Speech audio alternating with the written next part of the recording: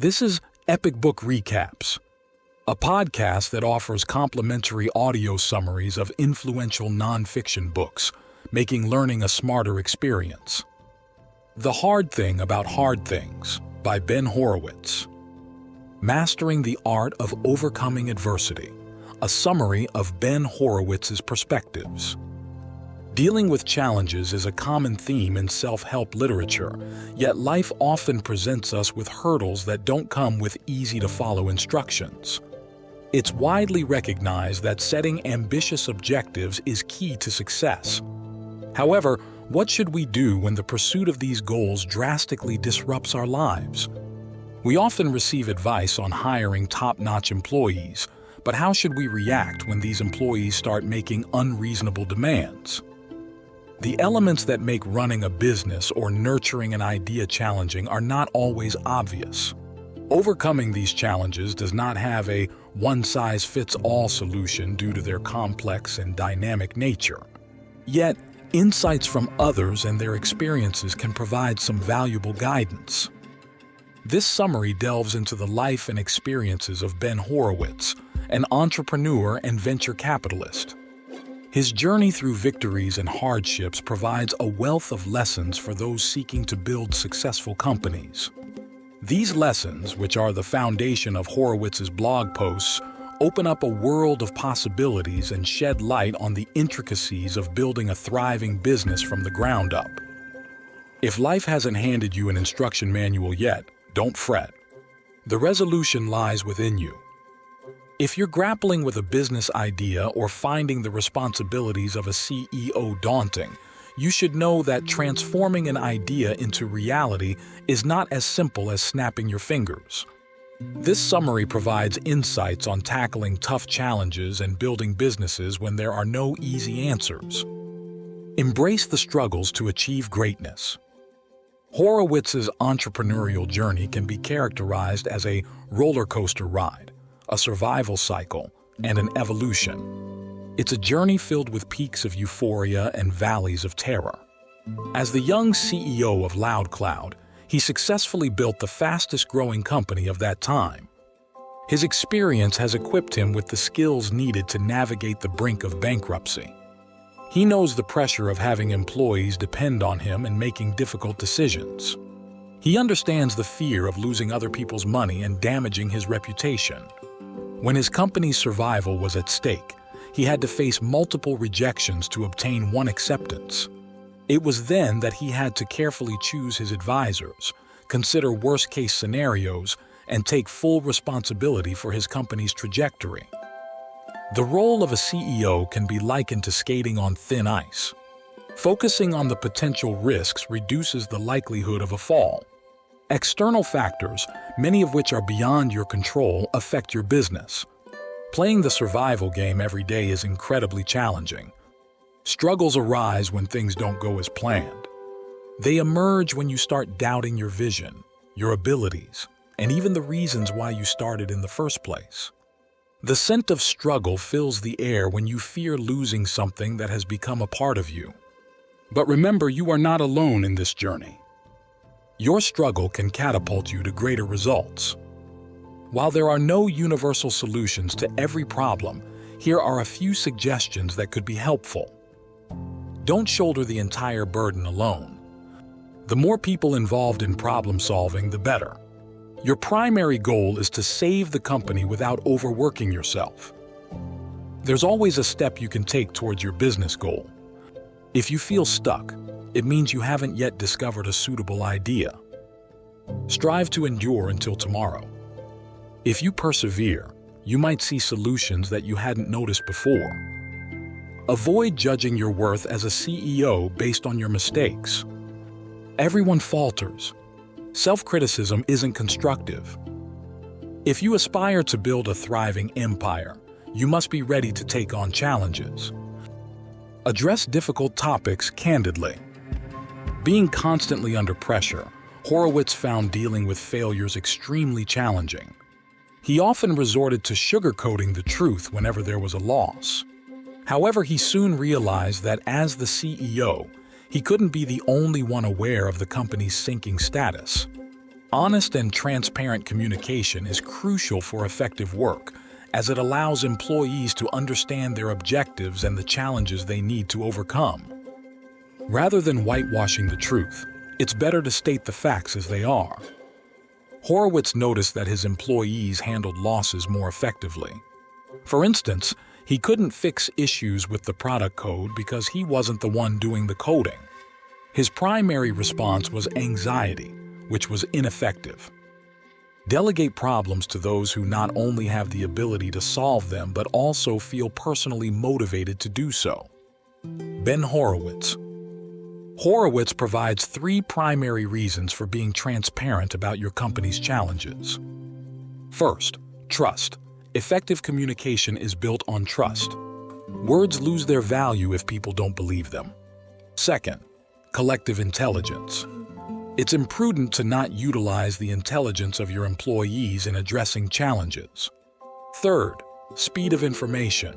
Good news travels slowly. Bad news spreads quickly. Problems can only be solved swiftly if people know about them. A healthy company culture should promote transparency and the courage to share unpleasant news. When it comes to laying people off, here are some effective approaches. Don't delay discussions about layoffs. Rumors can erode employees' trust in management. Layoffs also affect the remaining employees, so be ready to offer them support. As a CEO, be honest and transparent in your communication. Acknowledge that it's the company's failure and not personal. Show empathy and recognize the value of their work. When you have to let go of an executive, it's beneficial to analyze why they were a wrong fit. You might have failed to clearly define your requirements or didn't thoroughly assess their strengths. Firing a friend is another challenging task. Be prepared to handle their feelings of embarrassment and betrayal. Be firm in your decision. If you're indecisive, it can create complications in your personal and professional relationships. Competent people build powerful companies. When assigning tasks to your workers, make sure they understand why they're doing what they're doing. The strongest motivation comes from within, and this intrinsic motivation stems from your employees' firm belief and profound understanding of their roles. Take care of the people, the products, and the profits, in that order. Ben Horowitz. Stay in tune with how your employees feel about their work. The most productive employees are those who enjoy their work and focus on delivering their best, rather than worrying about poor communication or ambiguous KPIs. It's no secret that the road to building a successful company is fraught with challenges and potential pitfalls. It's essential to get feedback from your employees about any issues. One-on-ones with managers can be an effective way to gather this feedback. Your people are responsible for every crucial process in your company. Their expertise determines the value your company brings to the market. The more skilled your people are, the more successful your company will be. Companies need to invest in their staff recruitment process for several reasons. Training equips staff with leverage in their industry. As they implement what they've learned, they become more productive. Training lays the groundwork for performance management. How can you justify firing or promoting an employee if your expectations are unclear? If you don't invest in training, you'll end up spending money on fixing product errors. Hiring new engineers without investing in their training can lead to mistakes and defective products. An exceptional training program is an investment in your employees and your company. Horowitz assessed exit interviews at Netscape to understand why people quit large tech companies. He identified 2 primary reasons: resentment towards their manager and lack of growth opportunities. When employees perceive that their manager isn't helping them improve or that the company isn't investing in them, they start exploring better opportunities elsewhere. Hire the best to create the best. Successful companies invest time and resources in recruiting top talent. However, there are certain guidelines that should be followed during the hiring process. Is it acceptable to poach an employee from a friend's company? Is an employee's loyalty more important than your relationship with a fellow CEO? Your network is your most valuable asset. Poaching an employee from a friend's company can damage a beneficial business relationship and friendship. It's advisable to seek your friend's approval before hiring an employee from their company. However, this could potentially trigger a domino effect, with other employees wanting to join your company. It's essential to assess the impact of such a hire beforehand. Another challenging aspect is hiring executives from large companies for smaller ones. The company's size influences the pace, skill set, and processes. Therefore, a seasoned executive from a large company might not be compatible with a smaller company. For example, someone skilled in organizational design might have no experience in building processes from scratch. Ask them if they're inclined towards managing or creating. Identify the specific skills you need, look out for significant mismatches in skills during the interview, and invest ample effort in onboarding. Here are some valuable tips on hiring the right person for the job. Have a clear understanding of what you need. If you're uncertain about your goals and requirements, you're unlikely to achieve them. List down the qualities you're seeking and the shortcomings you're willing to overlook. Gain a deep understanding of the most critical executive roles. Familiarity with these roles will enhance your hiring and management abilities. This can be achieved either by assuming these roles yourself or by interviewing professionals in these roles. Assemble a team that will assist you in identifying the best candidate. Gather references. Make the final decision yourself. As the CEO, you're the only one who fully comprehends the entire picture, so the ultimate responsibility lies with you. Your management team and HR organization must ensure appropriate compensation, performance management, motivation, beneficial training, and onboarding. When hiring an HR team, focus on skills in process designing and communication. Moreover, HR must genuinely desire to identify when things go wrong and should be regarded as a trusted advisor. The role of a CEO: making difficult decisions. Horowitz believes that managing emotional well-being and stability is the most challenging aspect of being a CEO. Winning this internal battle is crucial for mastering other hard skills, such as organizational design. You must learn to separate your emotions from the problems at hand and avoid being overly critical of yourself. Remember, you can only learn to be a CEO by being a CEO. Focus on your strengths and accomplishments rather than dwelling on your failures or potential pitfalls. A challenging decision arises when an employee requests a promotion or a raise. How can you prevent your employees from seeking undeserved promotions or creating issues with managers? The first step is to identify their ambition. Their primary desire should be the company's success. Personal objectives should be a secondary consideration. The main priority should be building the company and viewing work through a team perspective. The second step is to establish a well-structured, thoughtfully devised system for awarding promotions and titles. Remember, pay raises should be performance-based rather than ambition-driven. Your decisions about one individual set a precedent for others, so ensure you're fair. Being a CEO can make every difficult decision seem more daunting than it actually is. There will be moments when you feel overwhelmed and cornered. Don't let your emotions get the better of you. Engage with your friends to feel connected and supported, or express your feelings on paper. Instead of focusing on potential failures, concentrate on the ways in which you can succeed. When Horowitz asked successful CEOs how they coped, their response was simply, "I didn't quit." Both heroes and cowards experience the same emotions. What sets them apart is their actions. Making tough decisions in a progressive, successful company culture is easier.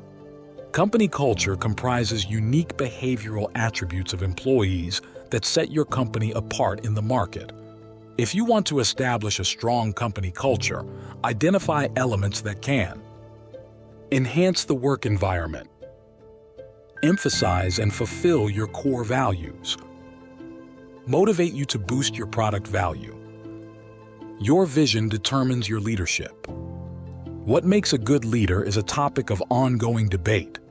According to Horowitz, the three key elements are: the ability to define and communicate the vision determines whether people will stay and give their best. The vision should be so compelling that it inspires your employees to follow you even during challenging times. A strong vision motivates employees to work late and come up with innovative solutions to challenges. When Apple was on the brink of bankruptcy, Steve Jobs' vision helped the company recover. The right kind of ambition. The CEO's primary focus should be the company. Why would your employees work for the company's benefit if you're only concerned about your own interests? Your workers should feel that you care about them and the organization they're devoting their energy to.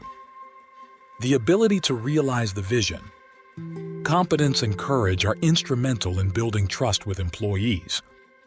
Evaluating your performance as a CEO is a critical aspect of effective leadership. You can't perform well on a test if you're unaware of the questions. The same principle applies to assessing your performance as a CEO. Ask yourself the following questions to review and improve your work. Are you adept at your responsibilities? How quick and effective are your decisions? Are you capable of developing a successful strategy? As a company leader, you're also responsible for the company's story. This isn't just about achieving impressive KPIs. It's about the value your company brings to society, the excitement one should feel when applying for a job there, and the eagerness to invest in or purchase from your company. The crux of your story is why people should feel this way about what you and your team create. Did you know? A popular approach to giving feedback is the sandwich method. Start with a compliment, the first slice of bread, then provide constructive criticism, the filling, and end with a word of encouragement that emphasizes their strengths and value, the second slice of bread. There's no surefire recipe for creating the perfect company. You have to deal with unknown variables and improvise along the way. Embrace this realization to expand your possibilities. Accept that there are no easy answers, and fear will no longer paralyze you. We're not here to delude you. There will be moments of fear and even terror. But this won't deter you from taking action. Being a CEO entails embarking on an uncharted journey full of unexpected twists and turns. It's challenging due to the conflict between emotions and logic and the high-stakes decisions you have to make. The pressures, fears, dependence of others on you, your reputation, and the struggle for your company's survival are indeed daunting challenges that you're not prepared for. Expand your network, seek advice, engage in conversation, and remember that you're not alone. Prioritize your people, then focus on the product. After all, it's the people who create the product, not the other way around. There will be numerous obstacles along the way, but they can only be resolved if the people in charge are aware of them. Amplify your strengths by staying focused on the positives. Don't berate yourself. Embrace the struggle and find tranquility in this remarkable journey towards your dreams. Do this.